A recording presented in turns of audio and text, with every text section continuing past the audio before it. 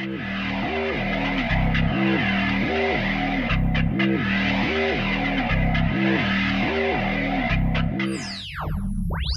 I'm Hank, and this is CBMF, and I'm with Andrew, and today we are looking at Ghost Rider 2099, number 2!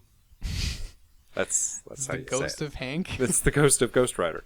It's called Detonation Boulevard. It was, once again, Len Kaminski writing it with Chris Bachalo on breakdowns and Mark Buckingham on finishes.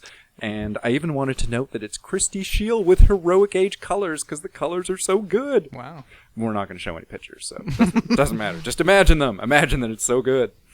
So, when last we left the Ghost Rider, he was about to use his arm-mounted electric chainsaw to dismember Jetter, the gang leader of the Artificial Kids. If I recall correctly, his last words were vengeance. That's exactly what he says, and that's exactly what he does. God bless him. He saws off Jetter's arms and legs, and then he replays a recording of the last thing Jetter said to Zero, so that Jetter understands that Ghost Rider is Zero. Like, he hears his own voice, then sort of there's a moment where Jetter looks at Ghost Rider and is like, "But I saw you die," and then Ghost Rider screams back, "I got better!"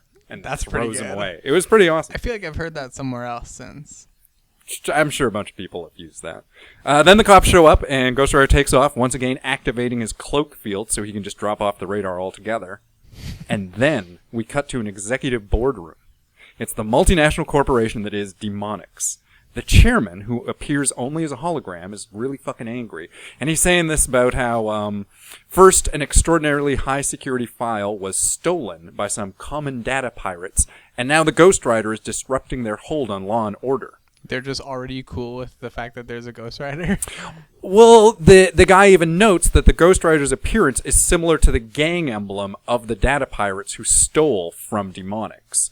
I mentioned of which Zero is a member? Yeah, Zero's gang, the Hotwire Martyrs, their symbol is a flaming skull. Okay. And when Ghost Rider takes over, when he gets the form, it's like that Terminator, like it's a skeletal exosuit, and then he puts a holographic flame as a callback to his gang and to his gang buddies who are all dead now. Could he theoretically have put a face? Oh, yeah. Does he do that? Ooh, spoilers. I think we're kind of jumping ahead here. Okay. Somebody suggests imposing a media blackout, but the chairman suggests they can use spin control to use the Ghost Rider to their advantage. Meanwhile, in a bar across town, Zero's girlfriend, his ex-girlfriend, Kylie, is complaining that she needs a cyber jock or a cowboy to help her figure out what happened to Zero. And she gets approached by a nerdy little kid who calls himself Dr. Neon and offers to help. Remember, I want to go back to when you said cyber jock or a cowboy. Please elaborate. I love that that's all they say in the book, and they really kind of trust it. Like, no, you know what a cyberjock cowboy is.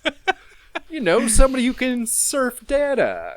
Okay. Yeah. Okay. A hacker. That's good enough for me. An elite hacker. That's a word that is a real word for me. Ghost Rider, meanwhile, is running low on energy. His holographic cloak burns a lot of juice, we find out. In the flashback, it's mentioned... Don't do it! It's mentioned that he needs a solid recharge every day or so, or else the whole system will crash. But when Ghost Rider takes his cloak off, a bunch of cops see him. And then we cut back to Dr. Neon's abode for a moment, where we discover that the message that Zero sent to Kylie right before he died had something layered inside of it. That it wasn't just him saying something vocally, like there's a code hidden inside that message. Now, being chased by the cops, Ghost Rider basically drives into the worst part of the city where gangs are known to ward each other with, like, rocket launchers and mined streets. Is this in Detroit? Well, yeah, remember, it's in the super city that is with what Detroit used to be and what Chicago became. Oh, so fuck. it is. So it is in Detroit. Yeah. And the cops take more damage than Ghost Rider, but eventually he comes to a dead end, so he has to turn around and take the cops head on. Ooh. Here's some dialogue from that scene. Oh, please.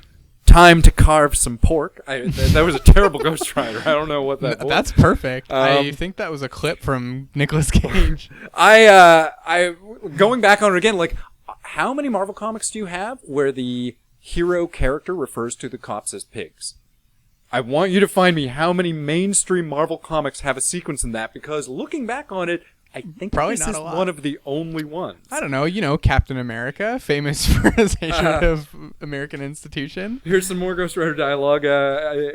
What are you, read only? You don't learn real well. Whoa. I'm And, speechless. And then there's a part where he grabs up one of the cops and shouts, where were you when I was getting murdered?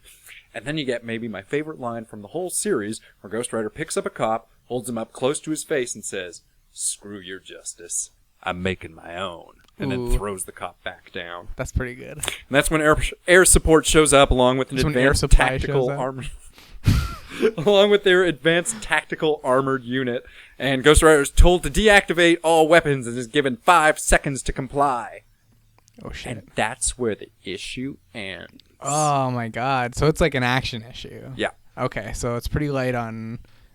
Well, I mean, you get a bunch dialogue. of that backstory, like you get the boardroom stuff, and you get to sort of like find the face of the enemy, and then you get a little caught up on Ghost Rider's ex and like whatever's going on there. But basically, between all of that, it's Ghost Rider Do they get fucking back up together? dudes, going to a place, and fucking up more dudes.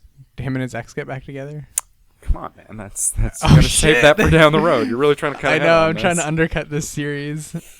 I just can't stand to be with you for more than 2 episodes, so I'm trying to get through it. Only 3. Oh, I mean, the stuff with his girlfriend goes on for a while. Oh, Ghost Rider and his ex-girlfriend. It's actually really good. There's some really moving stuff in it. Interesting. Yeah, no. I'm glad I'll never be able to track all these issues down. They're all up online. There's a bit where they show That's a you... perfect thing you should say as an employee at a comic store.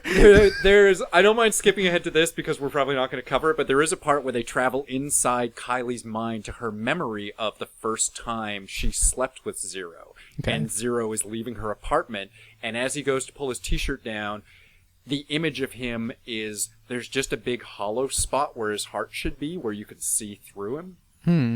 I don't know. It was a cool little thing. Is this a symbolic thing? Yeah. Cool, There's cool, a lot cool. of symbolism. A lot of Was he- symbolism in Ghost Rider 2099. That was issue number 2. Thanks for being here with me. That was a tight wrap up. Tried to bring it all around again. That's good. All right. Is that an intro? Or an outro? Great. Bye, everybody.